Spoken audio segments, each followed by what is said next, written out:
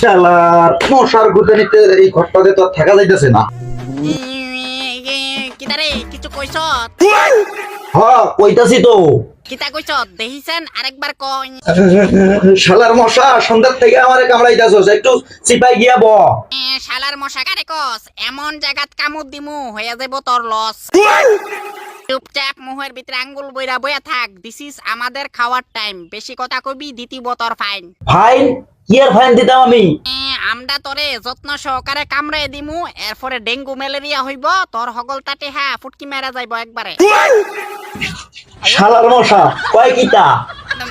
তুই যে একটা দামরা, তোরে খাইয়া মজা পামু আমরা। সন্ধ্যার থেকে যা খাইতাছে এটা মজা লাগতাছে না, এখন সবকে মিলে আইছে আমারে মজা করে খাইতো।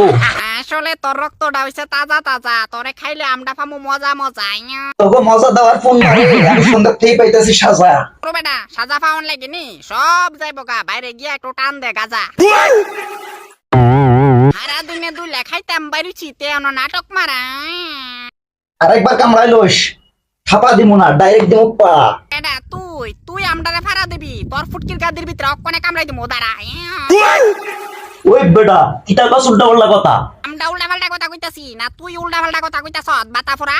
আমি উল্টা পাল্টা কথা কইতাছি না, তোরা সন্ধ্যার থেকে কামড়াইতাছস উড়া ধুলা।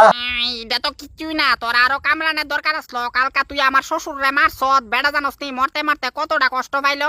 শ্বশুর? কার শ্বশুর?